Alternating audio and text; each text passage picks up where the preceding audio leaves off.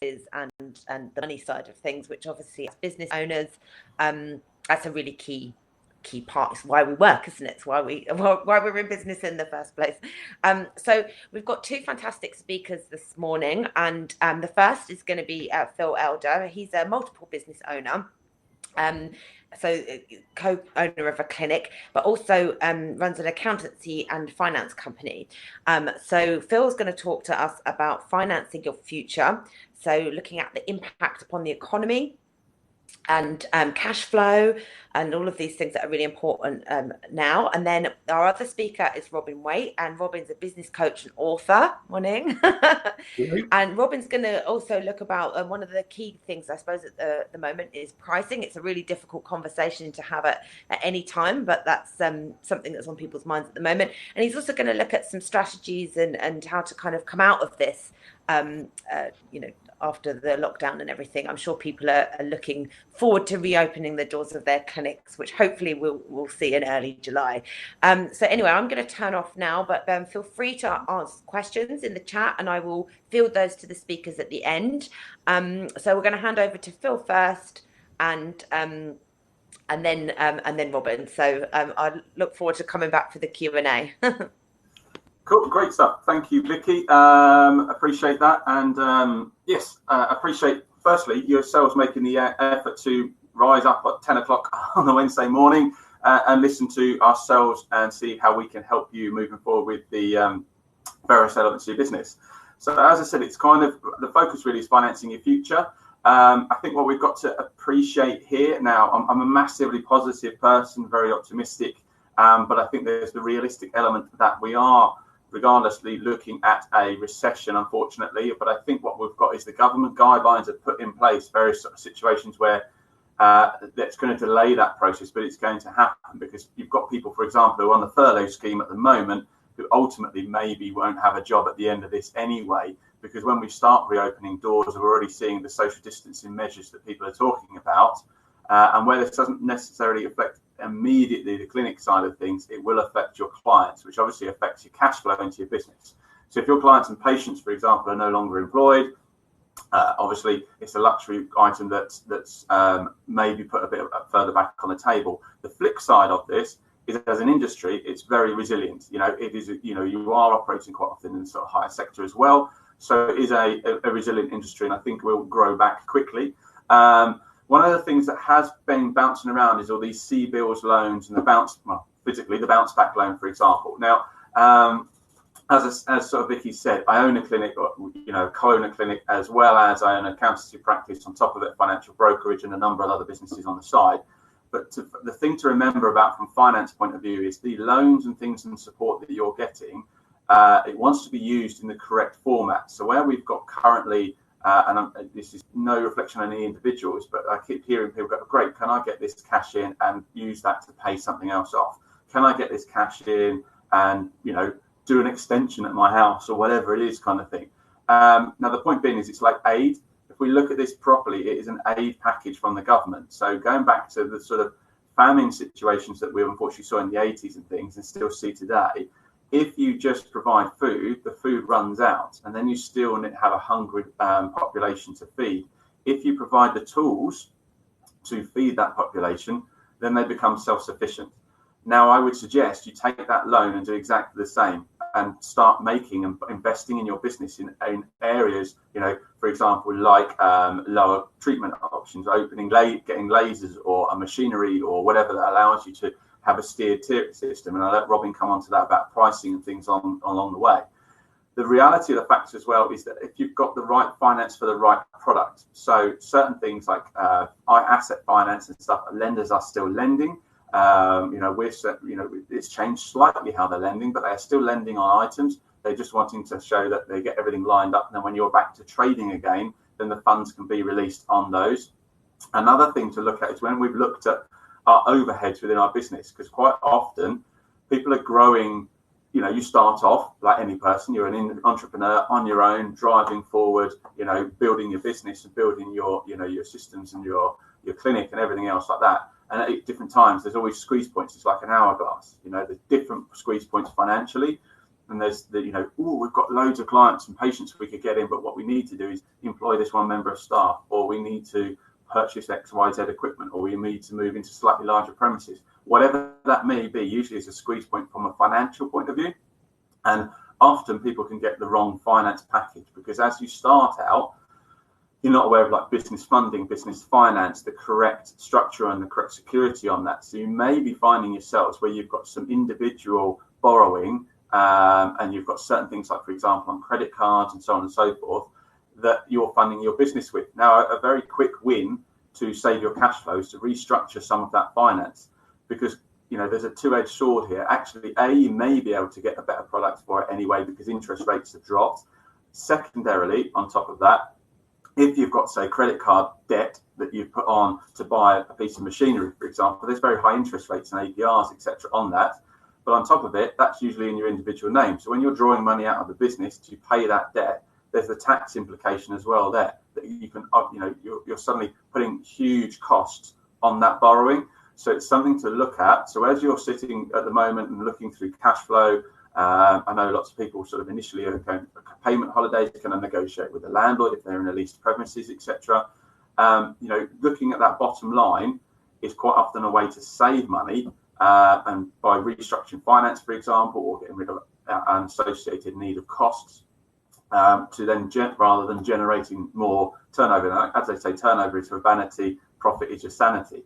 So don't just always go chasing that turnover. And we've got to remember that the new marketing thing that's going to come forward, that people are more used to online presence now, even those who were not so keen on it before have had to adopt it, sort of thing. So there's changes in the way we're going to operate, change the way we're going to market, and change the way we're going to acquire our clients coming into our businesses and our clinics.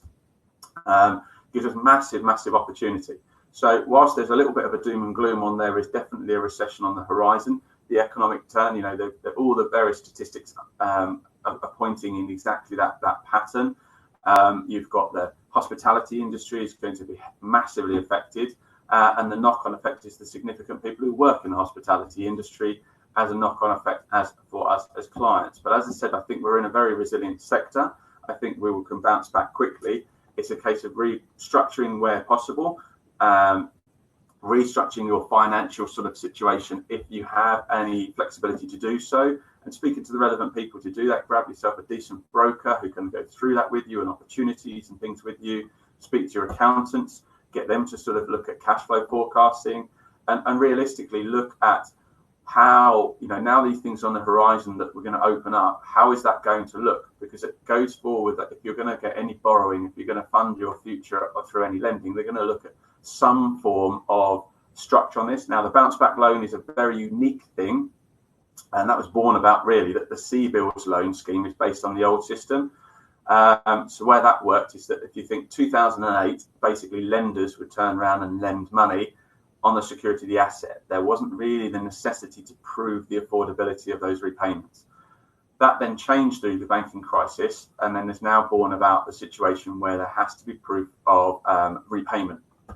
So just because you can secure the asset, you need to show a clear route to repay that loan effectively.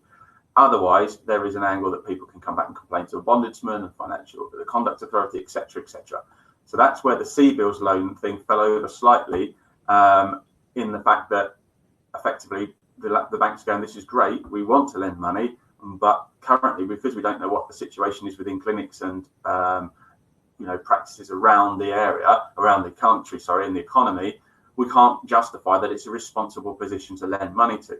And that's obviously on top of that, the quantity of people applying versus the fact that everybody, vast quantity of furloughed financial contact people working from home or furloughed, etc., meant that they couldn't deal with the volume of applications.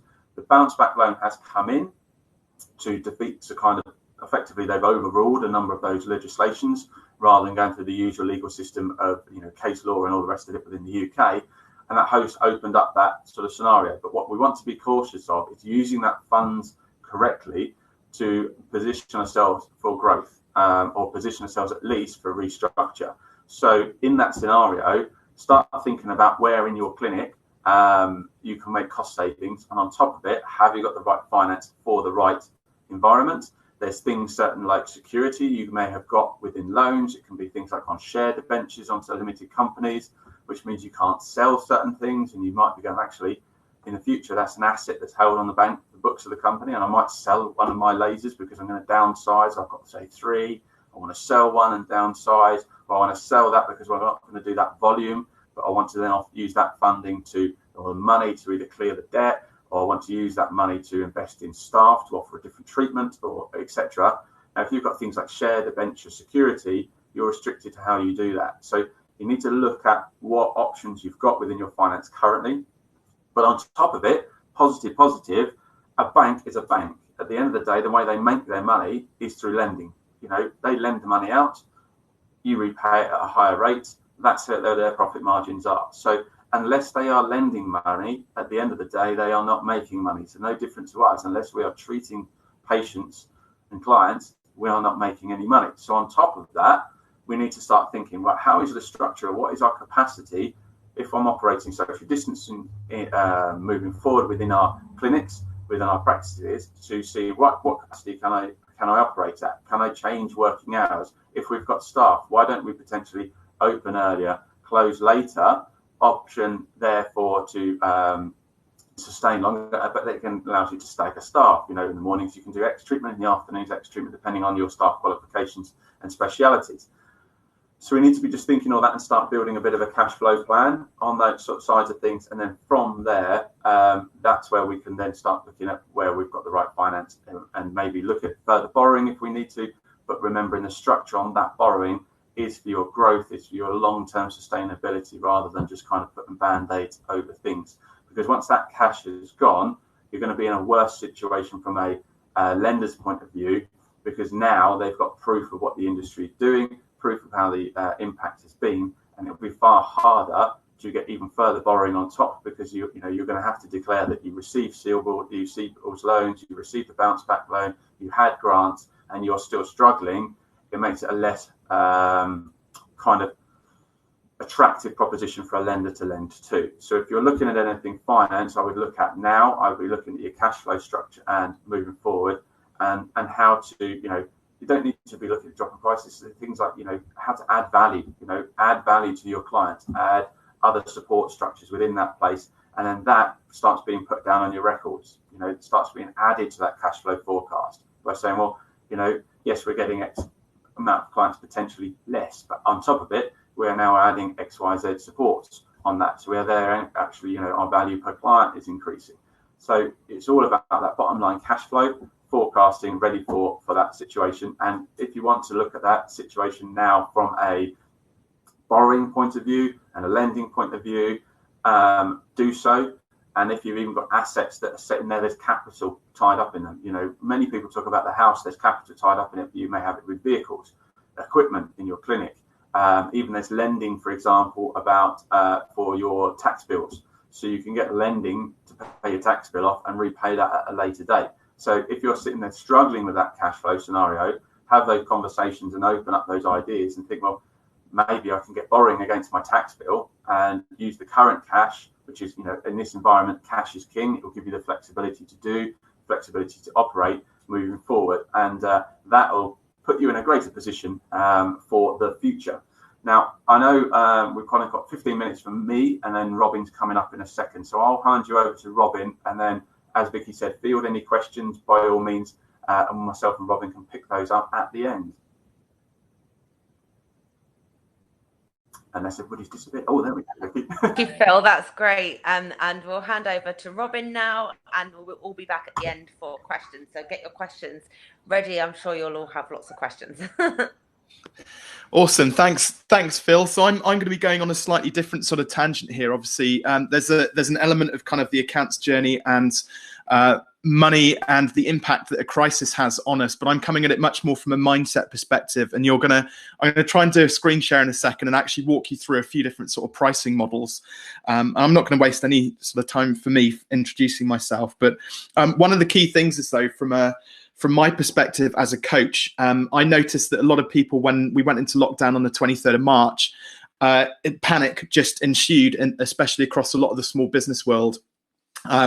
including in the aesthetics industries. And obviously one of the major impacts is having your clinics closed down, and what do you do during that time.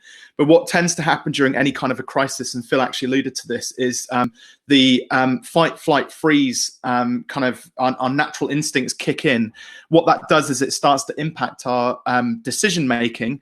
And quite often when you're forced into a position whereby you're having to make decisions from where there are negative things going on in the world, our decision making is poor, and it tends to compound any problems that are inherently there in our business. So I'm going to flip over onto the screen share, and I'm just going to kind of give you a couple of, hopefully you can all see this. If you can give me a quick nod just to let me know that you can see this, that would be really helpful. The first thing I'm going to talk about, though, is discounts. So Phil put it very eloquently that turnover is vanity, profit is sanity, and cash is king. And one of the things which I noticed a lot of small business owners doing when the crisis kicked off was trying to force people into a position of buying. So normally what happens is when you introduce a discount in any kind of situation, it's designed to kind of stimulate demand for whatever product or service it is that you sell. However, what most people don't realize is that things like discounts can actually, how you price your products, but discounts especially, can be incredibly detrimental to a business. So imagine it, just a very simple equation, just to imagine it this way. Imagine if you had a business that was maybe turning over £100,000 a year, and your net profit was, say, £20,000 a year. If you introduced a 20% discount, i.e., knocking £20,000 off the top line, you could argue that immediately is reflected by it, your net profit being completely eroded away. So that's why, in a very basic level, why discounts are bad. But actually, when you start to look at the numbers, and somebody like Phil would be able to help you out with this, the numbers are quite stark. So I'm going to kind of rattle through this because I've got sort of two or three different models which I want to show you, which will just start to educate you about how you should be pricing. But imagine if your gross profit margin was about 35%, which is fairly typical of an aesthetics business, and you just introduced a discount of just 5%. It means that actually you don't just have to sell 5% more in order to make up that 5% that you've discounted. And I don't know the maths. I haven't got time to explain them fully. But you actually have to sell approximately 12% more of your product or service in order to make up for that 5% discount. Because by the time you take into consideration, your overheads and cost of sales and everything else that goes on in a business, it's like a compounding effect as it goes down through your accounts. So actually discounting, I think you get the picture. Discounting can be incredibly detrimental. And one of the other things to remember as well is, like, at a time like this, where you've got staff who are on furlough, and you're not able to, when we obviously do reopen the clinics, your capacity is going to be dramatically reduced anyway because of social distancing and things like that. And so, imagine the scenario where you've introduced a discount in order to stimulate demand for your product or service. However, your capacity has been reduced. The two don't marry up, because what you end up with is a flood of people trying to come in, and you haven't got the capacity to be able to deliver the service. So obviously discounts are bad. Now, obviously, we don't want to be seen to necessarily be profiteering through a crisis either. However, if you think about it, there's two types of clients within your business. The first is the clients, your existing clients, and to go to them with a price increase could be seen as potentially profiteering. However, your business, you've got lower capacity, so you may need extra cash injections into your business, and there are loans and supports and things like that. The second type of client is more interesting, though, and these are people who aren't necessarily, they haven't been exposed to your prices before, your brand, or your products. And so because of that, they don't know how much you charge. And so there is still an opportunity there where you could potentially charge more. And what's really interesting is when you start to look at price increases as opposed to price decreases, it actually solves two problems. So if you just incremented your prices by just a small amount, say 10%, what this leads to is you actually need 25% fewer sales in order to push the same amount of profit through your business. So actually a very slight price increase to an audience that hasn't been aware of your prices in the past actually means that you can sell less because your capacity is less anyway. So actually, when you think about it, the logic makes sense to actually increase your prices ever so slightly because you need to control that demand more. So hopefully that kind of makes a little bit of sense around kind of just the basic, economics around how you price your products, and a couple of things that you could potentially do. The next thing though, and this is just a sheet, I'm happy to share this potentially offline. So this just explains, like, you've got to have an understanding about, what your profit margin is, gross profit margin is in the first place, what price increase you might think about potentially introducing. And I got the number wrong there. It wasn't 25%, but it's 22%. It wasn't too far adrift. So you can start to work out what impact financially it's going to have on your business just by doing a small price increase. The next thing I want to talk about is something called the sales cycle of doom. And what I see a lot of people doing essentially is they are in this process, especially through a crisis, of kind of cranking a handle and trying to sell. And this is going to be more apparent when clinics reopen and we're allowed to get back in and start working with patients again. And obviously what happens is we end up in this cycle, if we don't manage our pricing and our capacity properly, of what I call sell, deliver. And there's a bit of money coming through, but it kind of, there's cash coming through the business. And I always say that a lot of businesses, they never have a cash flow problem because money flows into the business and it flows back out. So cash flow is never the issue. The issue is actually around making more money and then keeping it. What's interesting actually is as a small study which I did, which 95% of business owners didn't have any kind of a savings kitty. So imagine coming into a crisis with no savings. You can imagine the impact that that's going to have. And really, one of the best ways to kind of control the sales cycle of doom is actually to increase your prices. I've mentioned that before. But what it does, and what's quite interesting, is it gives you a little bit more time to deliver a better quality product, given that your capacity is reduced anyway. So imagine that this is our time. So before, we were trying to cram as many people through our business as we could, charging it at a commoditized pricing basis. And we only had this little piece of time here. But if we increase our prices and we have more time to deliver, it just expands our universe a little bit and it gives us greater opportunity. So, there's a load of reasons why people don't put their prices up. And kind of leads me on to my next point. So a lot of people charge. I'm rattling through this stuff, so we'll open it up to a Q&A obviously shortly, and you can. Another thing as well on the discounting side of things. A lot of business owners don't realize they're discounting in the first place because they're looking at their competition who, 95% of your competition could all be looking at each other and charging the same amount, but they might all have it wrong. So if the whole marketplace is charging, a low rate, you're all discounting yourselves without even realizing it. So you're handicapping yourselves before you even start. But imagine the scenario where, Phil's looking at Vicky to see what Vicky's charging. Vicky's looking at your business to see what you're charging. You're looking at me to see what I'm charging. And I'm looking back at Phil to see what he's charging. It's like there's no real science in looking at other people in terms of seeing how much they're charging. The key thing is you have to look at the economics of it for your business. Super important, because if your overheads are greater than your competition, for example, if your premise is bigger than maybe somebody who's hiring a room in a small clinic somewhere else, your overheads are going to be much greater. So naturally, you need to charge more in order to kind of overcome those overheads, if that makes sense. So you have to make sure that when you set your prices, go and have a look at the competition by all means. The key thing is don't assume that they are right, because more often than not, they're actually wrong. And we don't want to copy them just in case. It's much better to go out and do what I call, it's about gathering as much data as you can and validating that data. So, for example, one really big common assumption, and this is starting to get into the mindset of our value systems as business owners. One of the common assumptions is, for example, if you were going to, I don't know, let's say, for example, you had a product that you sell for £1,000, or the market generally sells it for £1,000. Now, if you're not feeling particularly confident, first of all, you might start to think things, and these are called false beliefs.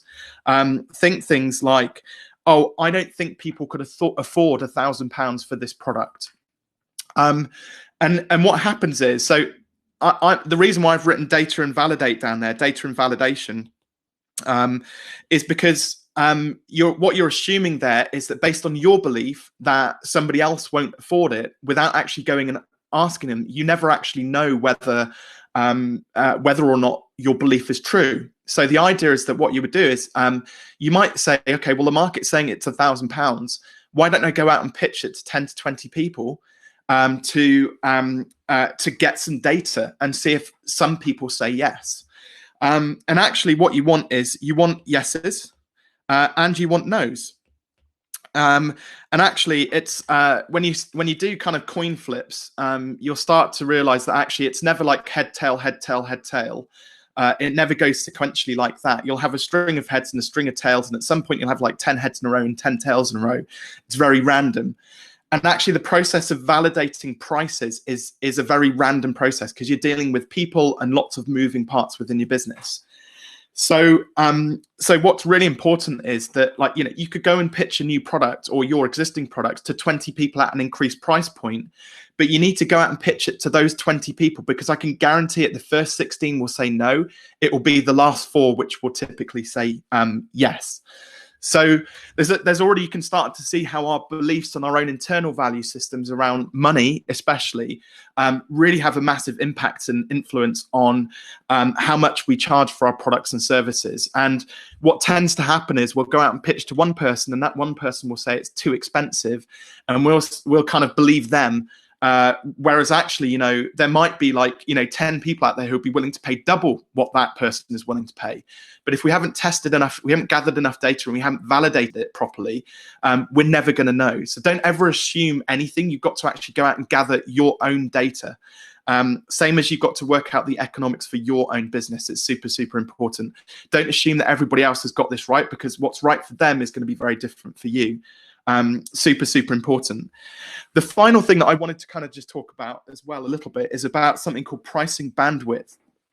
And so this is harder to explain for aesthetics businesses. I work with a lot of other sort of consultancy-based businesses as well, so it makes a little bit more sense. So I'm actually going to use an example in this case of coaching and sort of business information and how we consume it. So what you've got to imagine is that we have this kind of this red line here is the amount of competition in the marketplace. So imagine, you know, all of the other clinic owners out there, and every single one of them will fit somewhere along this pricing bandwidth model. You'll have heard terms like, you know, fixed pricing and elastic pricing and things like that, and that's based on demand and various other things. But actually, like, people see pricing for some reason and money as binary. It's either cheap or expensive. It's yes or it's no. I'm in or I'm out. I'm going to buy or I'm not. It's good value for money or it's not value for money. But actually, it's not binary at all. There's this whole kind of bandwidth, which I'm talking about, that kind of fits in the middle of that. So, like I said, I'm going to use coaching as an example because it's the thing which I know the best, and it's the easiest way to explain it. But hopefully, you'll be able to find a way to make this relevant for yourselves. What you've got in this initial space here at the top is, so it's highly competitive. Essentially, the price is, you know, pretty much zero, and this is what we call the YouTube generation. So if you know what to search for in Google and YouTube, you'll be able to find the answer you were looking for. The amount of information that, you know, you could essentially kind of get coached yourself online through YouTube for nothing, but you have to know exactly what problems it is that you're trying to solve. So there's masses of competition here, there's tons of videos, but it's a total minefield for the novice to be able to work out what it is that they need. The next step within this then is we start to move into the more sort of commoditized space. So we call it a commodity. And this is something which happened during the crisis quite a lot. And this is things like e-learning courses. So it's that whole sort of, if I could spell, e-learning courses. So here's a course to teach yourself about pricing. Off you go. It's what we call DIY, do it yourself. Very hands off. And so we've got £0 sort of here for YouTube. Under DIY, you've got somewhere between sort of like 47 and £247 or something like that. The next phase then is you then get into, and this is where it starts to become more relevant to you. You then get into what we call the value-based exchange. So the value exchange, and this is kind of the typical time for money trap. So this is, let's say £50 an hour. And there's lots of therapists out there and coaches and people like that who are charging by the hour or day rate, potentially even charging by the hour for treatments and things like that. What really is it's about at that point is it's still about them. It's this notion that I've got to go out and sell as many hours as I can at £50 an hour. And then when I hit X number of hours, that pays for my mortgage, it pays for my bills, it pays for, blah, blah, blah. But what you notice there is that if I've got to go out and make a sale to put food on the table and pay my mortgage, all of a sudden it's all about me and it's not about the client. And this is where you have to, especially when it comes to pricing, actually being more expensive gives you that extra time to be able to put more into the client. So the client gets a better result and a better outcome. And by virtue of that, by virtue of doing a good job, the best possible job you can for somebody, you get paid a compensatory rate for it. But obviously the value exchange is still very heavily commoditized, and you've got to crank the handle, sell, deliver, sell, deliver, sell, deliver. Stop selling, got nothing to deliver. Money dries up. Now I've got to get out marketing, and off we go again. Where a lot of you hopefully will start to fit in though is this expert space, which is where you're charging, a fixed fee for a clearly defined outcome. So it's like imagine you've packaged up, and you can do this with anything from, hydrofacial treatments to Botox and injectables and various other things like that, cool sculpting, fat freezing treatments and things like that. You can package it up into a block of treatments that is going to get your clients a clearly defined outcome, or hopefully get them close to their desired outcome. Obviously, there's no guarantees with what we do. It's a medical product at the end of the day. But that expert space is really where you want to get to, because you can notice, obviously, there's much less competition here, and the profit margins are much greater. And I know a lot of people are going to be in that space. And as you notice, as you go through this, the more expensive you are, the less competition there is. And most people, again, false belief is that if I'm more expensive, it will make me less desirable because fewer people can afford it. But some of the cool things I've worked on with some of my clients is to get to introduce things like payment plans for clients. So they will sell the package, but then spread it out over X number of months, 12 months, for example, and space the treatments out accordingly to, if it's appropriate, what the client can afford on a monthly basis, and to obviously make sure that they still get that desired outcome. So there's a lot more flexibility in that when you start to shift into that expert space. And then you go way down the other end of the spectrum down here. There is also the guru space, just before I get to the end, and then I'll wrap up. So you get the guru space, which is where, that should be 100K, where they're charging ridiculous amounts of money. They've got amazing profiles. They are like the go-to person for things like, celebrities and footballers' wives and stuff like that. They get, all of their business is referral based, and they only need like a few clients in order to have a very successful sort of 7-figure business. And then you get the, I call it the Tony Robbins space. So for those of you who don't know, Tony Robbins is, one of the founding fathers of sort of the coaching world, master NLP practitioner. Kind of was one of the people who kind of designed this, or didn't design it, but he was up there when it came out. He's been in the industry for 30 years, and there is only one Tony Robbins. And if you want to work with him, it's going to cost you $1 million. And you get to choose. You don't let the market put you on this pricing bandwidth model. You get to choose where you appear on that model. I got one very final point before I kind of, because Vicky mentioned about the marketing side of things. I think one of the key things is at the moment, like, allow sales to happen passively, allow people to opt in whilst the crisis is still there, and we're still understanding. Actually, I'm gonna end my screen share just whilst I give this last message. Hopefully you can see me again. So one of the key things is here is, allow clients to kind of passively opt in from a sales perspective. We're in a depressed market where people are worried about money and things like that. And if we're forcing the marketing and sales handle, we're just going to end up driving ourselves crazy, because, we're kind of forcing sales whenever there's a little bit of resistance. And that is tricky. So one of the things which I'm advising a lot of people to do is to double down on audience building. And there's two great things that you can do here. And these are very practical, tactical tips now, which I think everybody can do. They're free. They're not going to cost you anything. The first one is to check out Google My Business if you haven't already done it. Make sure that your listing is verified. And I can give you more information offline. I'm giving you kind of the bullet point list here. So set up a Google My Business listing if you haven't already got one. If you have got one, make sure it's verified. Make sure you've completed 100% of your profile. And then go and smash out as many Google reviews from your existing client base as you possibly can. Because I can guarantee that a lot of your clients will have overlooked something like Google My Business. So for those who don't know what Google My Business is, for example, if somebody searched for, I don't know, Botox hearts, you see a map with 3 businesses listed underneath it. And then if you click down, you see a whole long list of businesses.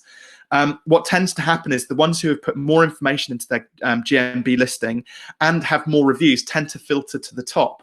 So if you want to get found under a local Google search, and actually 80% of traffic, it used to be 80% of traffic goes through, Google's organic normal search before it goes to your website. That was like 15 years ago. Now, 80% of traffic goes through Google My Business places like the Maps search before it goes to any other platform. So Google My Business, definitely double down and get a ton of reviews. And then final tip is specifically around audience building. So get out there and start giving people kind of skincare tips, like do 5-day skincare challenges in a Facebook group. Give people a reason to come into your community. So Phil talked about value. Add as much value as you possibly can, like stack as much value in order to kind of get people into a community which you own, like a Facebook group. The benefit of that is, imagine if you had an audience like a Facebook page or a Facebook group with like 500 people in it or who like it, and you come out of this on the back end of the crisis with 1,000, 1,500, 2,000 people in that group. When your business, then the market expands, businesses open back up, we start to increase capacity and put our product launches out there, you're going to have a much broader audience to launch into, and it's going to increase your chances of success. And if you've increased your prices a little bit off the back of me delivering this talk, you're going to have even greater success, and you're going to absolutely crush it. So I think that's me done. I think we're going to open it up now. Vicky's going to come back into the room and host a Q&A session for us. I've already seen a couple of great questions come in there, one which I'm really looking forward to answering. Thank you, Robin. I will invite Phil to come back on now as well, and we'll answer the questions.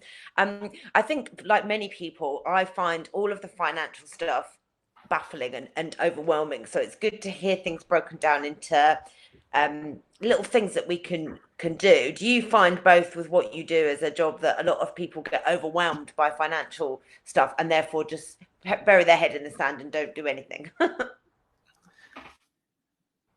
Oh, I can't hear you. You're on mute, Phil. There we go. That's better.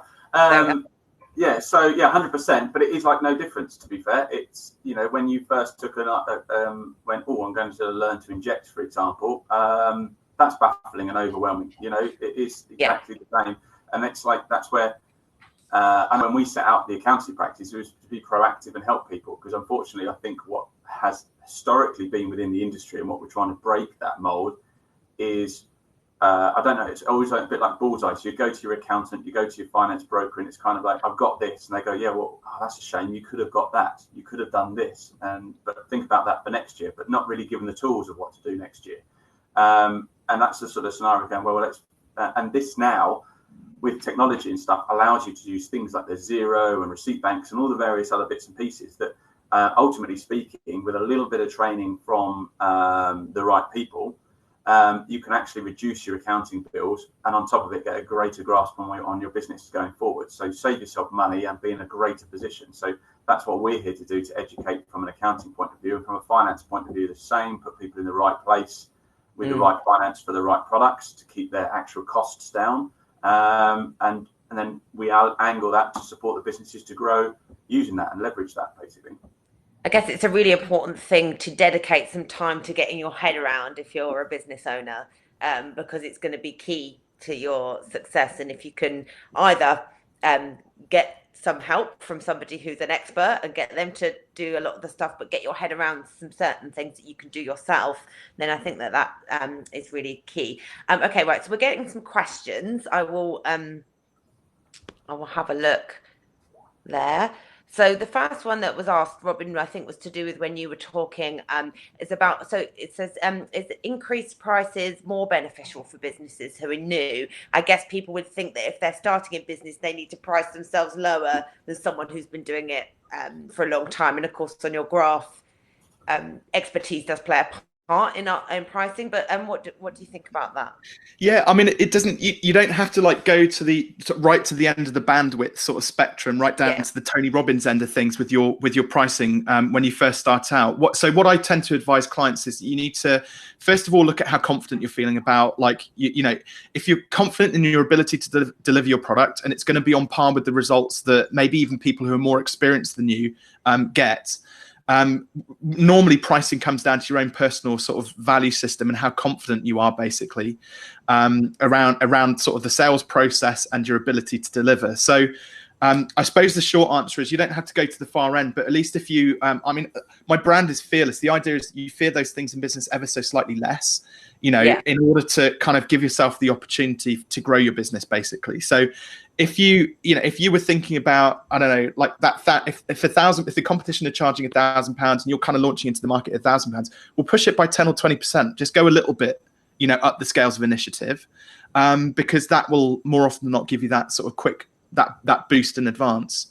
You know, and then as you get more, like part of the validation process is you can just gradually increment your prices. So one mistake that I see a lot of people make around pricing is I call it practicing your pricing. They'll put their prices up by 5 or 10% once a year, right? And as we know, if I went out and tried to do a free kick in football and I take one practice free kick, I'm not going to be terribly good at taking free kicks in a football match, right? So the idea is with pricing validation is that when you go out and, you know, pitch to 20 people at a price point, if you hit a 1 in 5 to 1 in 3 conversion rate, which is a good conversion rate, you know, 33 1/3%. If you're more than that, you're probably too cheap. This is a rough ballpark, like ball of thumb.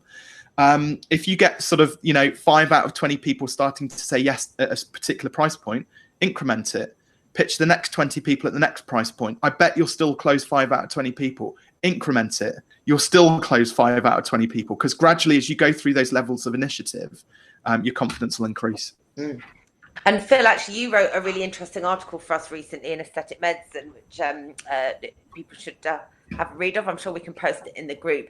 But really talking about all of the different factors that come into play to thinking about how much time you're actually spending doing something and how that all kind of comes into how much you charge and how much profit you're making. So, you know, what's your views on kind of people setting prices when they're starting out? There's a thing that's basically common in the industry. When I say in any industry, it's called like imposter syndrome. So basically, when somebody goes into a new sector and they step into a new industry, is what they deem it. You know, then they're sat there thinking, I feel uncomfortable. I must be the imposter. I'm the new kid on the block. However, whatever label you kind of want to put on it. The point is that you've got experience from a medical sector coming into this. You know, you've got, you know, if I took, say, my wife as an example, when she first started it, she was a dentist with a master's degree in orthodontics, had done sinus lifting, surgical stuff. You're coming at it from a place with massive background knowledge anyway. It's just an addition to what you do. And it's the same, you know, we work with business coaching clients as well. We're accelerating their business. And often it's that mind space of going, I'm not the imposter, I'm actually can add value. And this adding value also boils down to pricing with things as well. You know, you can reduce your prices to make something cheaper. You know, there's 2 ways to make things cheaper. You physically reduce that number, what you charge, or you can add value. Because then in your client's perception, the monetary amount that you're getting in the door is the same, but in your client's value, it's now a cheaper product. And it's a very strange analogy, but it all boils down to that. There's story. If you can go on things like World's Most Expensive Food, great program about how they've got a story behind how the truffle was sourced in Italy and X, Y, and Z, and now can charge more. I've worked in the aviation sector, worked with people in the aviation sector. And if you took, again, random example, but to give you the clarity, you've got a Spitfire, which is a £1.5 million aircraft. If it flew in the Battle of Britain, and it's a £2.25 million aircraft. Now the aircraft is exactly the same. When it's restored, it's stripped down to its tiny X rivets and back, and off it goes. The experience you'll get flying it is the same. The way it looks is exactly the same. But the story the owner gets to tell to his mates and friends and stuff afterwards makes it for him worth £750,000 more. And what I'm saying is, going back to that, add value to your clients. And so if you looked across your business and made 10, not just on your pricing, for example, but made 10% increments to every aspect of your business. So if you saved 10% on your overheads, if you increased your prices by 10%, I mean, do the pricing model and things. If you can only go 5, going 5. You know, if you can save your, get a 10% discount on your rent. If you can get a 10% increase on a 10% discount from your suppliers, for example, that, all of these compound up massively to make a huge difference to your pricing structure, your actual, your bottom line profit. And going forward, you actually then don't need as many clients as you ever want to do. And suddenly you've added value, you've added a story. So if you can think of things like an evergreen product that is very cheap for you to present to your clients, and that can be an information product, going back to what Robin said about like a skincare thing, you deliver a treatment, but part of that treatment is a follow-up skincare product that you've given, and that's an information-based product that you can give to every single one of your patients that come through the door. You've now not had to change anything on your prices because it's now deemed cheaper because you've now added value to what you're selling. Yeah, that makes a lot of sense. Sorry, Robin, were you going to? I was going to add to that as well. I mean, one of the reasons why, especially for new businesses starting out, is just generally that fear of rejection. They think that if they go to market with a price that's too high, too many people are going to say no. But actually, in business, there is an inherent amount of failure built into it in the first place. So remember I said that, as a good benchmark, a 1 in 5 to 1 in 3 sort of conversion rate of people saying saying yes means that inherently 4 out of 5 people are going to say no. And if you build that into your business model, you can then kind of immediately eradicate that fear of rejection because it's just part of being in business. And it's such a, a lot of us get very emotionally attached to the sale. It's a bit like, with my books, my first book, I got 200 reviews on it. Which was the one review that I paid the most attention to is the idiot who gave it a 1-star review because he disagreed with my version of the definition of the word startup. So we always pay attention to the negative, but actually in business, we can detach from that because our business needs us just to focus on the yes. Absolutely. So we have a couple more questions. I know we're running a little bit over, but I'll try and get them answered. But how do we combat things like others advertising Botox online? If people are being compliant with advertising regulations, I think, Robin, this is to do with what you were saying about being up on Google. It does seem unfair, doesn't it, that those who are not being compliant with that seem to make some gains in that area by breaking the rules. And if you're being compliant, you're not going to come up if somebody Googles Botox. Well, yes, there is that, and this is a very hard part of aesthetics that there is quite a lot of regulation around like the advertising side of things, but it's making sure that you have so Botox, I would consider Botox to be, say, for example, a core product. It sits at the center of a lot of aesthetics businesses. Not Botox, obviously, that's a brand, but you know what I mean, injectables.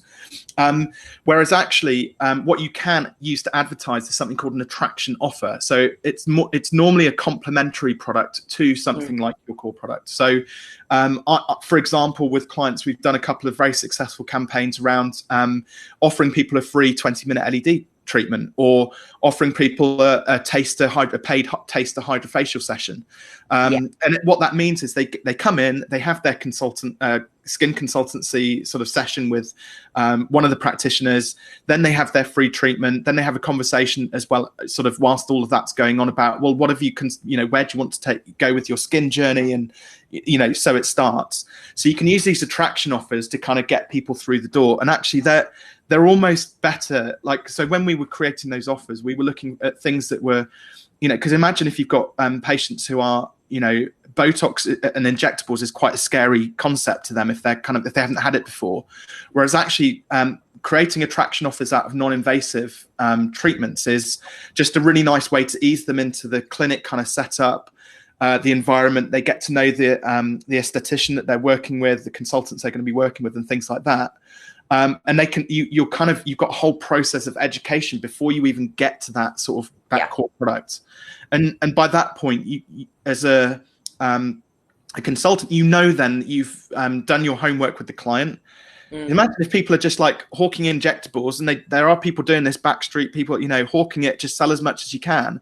They're not taking the time to understand whether that person, and I'm a big advocate of this, whether their mental health is, sound enough for them to warrant having that treatment if they don't have the capacity for it, for example. So there are ways to attract people in rather than just focusing on the core product. Not just about Googling Botox. I think that comes up as one of the big things, because people understandably get frustrated when others, I guess it's the same as being in lockdown, isn't it? We're all getting frustrated that there's others out there breaking the rules, getting to do things that we don't. But I think at the end of the day, reputation is really important, and you've only got to just, there's that saying, keep your own side of the street clean. And I think that's really important. Okay, so they've given me the go-ahead to answer the last few questions before we close down, which is good. Yes, you can access the webinar again. It'll be posted on our website, and it's been streamed live on Facebook, so it's available on the Facebook group as well. So Jade was asking, what is your advice to people who don't enjoy doing lives on social media and don't want to do them? What's your view, Phil? And then I'll give you mine. Really, there's two sort of sides of the coin really on this. I've done stuff with people, I kind of termed it public relaxation. So I used to go out with people in the streets, and then we'd lay down, in the middle of the street, and just randomly let people walk over you, sort of thing. And they kind of, it makes you feel really alien and odd. But then you kind of go, actually, it didn't hurt me, did it? It didn't cause me any difficulty, it didn't cause me any problems. So there's ways to kind of combat that fear, to move sort of over that. The other flip side is there's plenty of ways of getting your message out there. So if, there's either a case of, to kind of nick Robin's brand or tout his brand, fearless, to actually make things less fearful, is the way forward. I kind of, I'm ex-military. My very first job was to disarm bombs underwater for the Navy. And to start off, that looks a bit scary. But then, after a while, you learn how to dive in the dark. You learn how to dive just by hands and so on.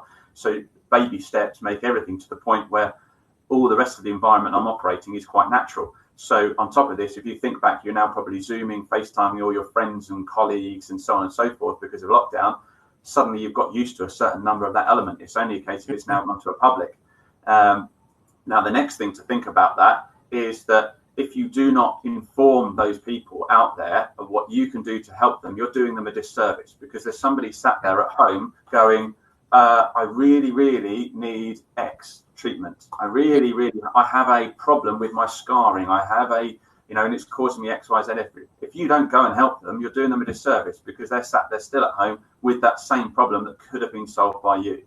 And if it's such an issue with regard going Facebook Lives, there's plenty of other ways to do it. You can go, go onto Fiverr, go onto People per Hour, get somebody to put an advert together, somebody to write the copy for you. As entrepreneurs, there's very much this line that goes along, and you kind of go, there's the different bits that need to be done. Well, everybody turns around and starts going, how do I do this? How do I do that? How do I do that?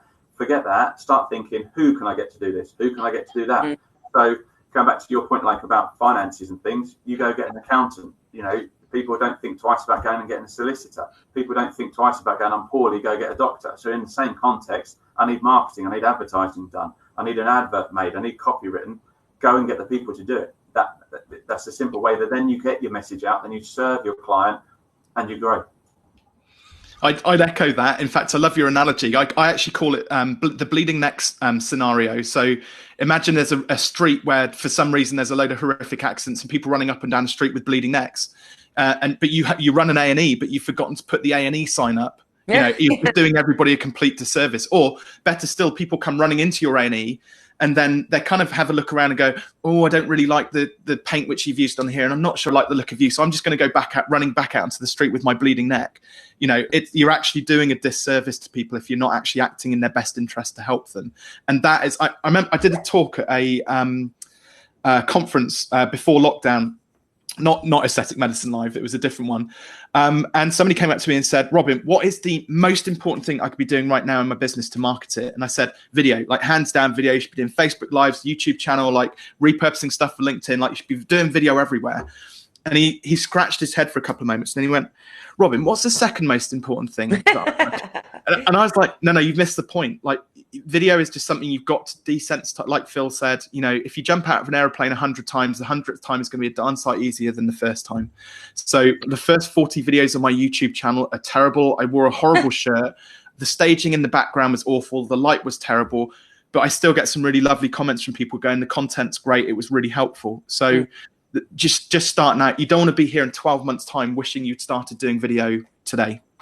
And people just want you to be real. I think that's the thing. I used to be absolutely terrified of public speaking and of speaking on a camera. That would have been something I hated doing. And from my personal experience, exactly how you've said, Phil, I just practiced it and I just put myself out there and I pre-recorded videos because I felt too nervous. And my experience has been that actually when I've been too over-rehearsed or tried too hard, or then I haven't got as good a response as when I've just been myself. People don't mind if you just show up and we're all human, and you can show up and just chat. And if you women are for the first few times, it's all right. You get used to it, and then you get more confident with speaking. It's kind of part of your brand. If you are naturally who you are, that is building who your brand is. I mean, I remember I turned up to do a world record for a public speaking event. We had to be. I got called in last minute. Could I step in and do it? And we'd done 4 days non-stop public speaking between a team, raised a load of money for Sue Ryder.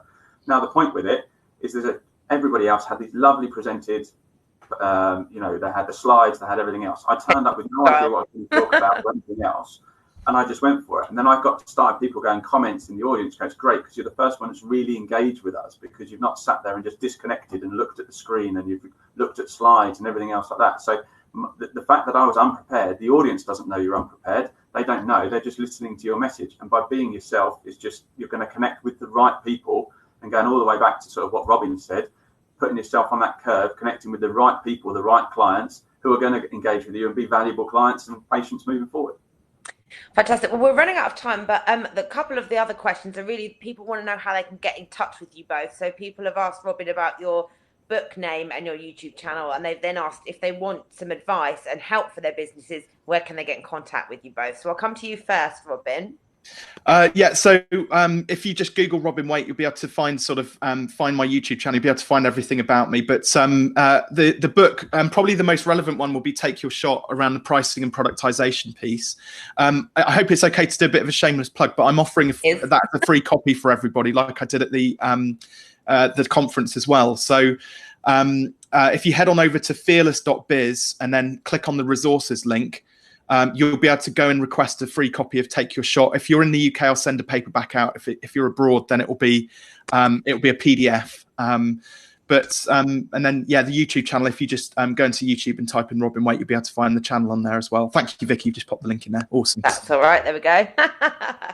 And Phil, how can people get in contact with you? Cool. Well, loads of different ways, really. Social media tends to be the best, to be honest. So check out Facebook, LinkedIn, Instagram, YouTube, all of the normal sort of ports of call. Website is philipelder.co.uk. So, check it out. You're a double L, aren't you, or a single L? I'm a single L. Yeah, I'm not greedy. I only have one. So we not put the wrong.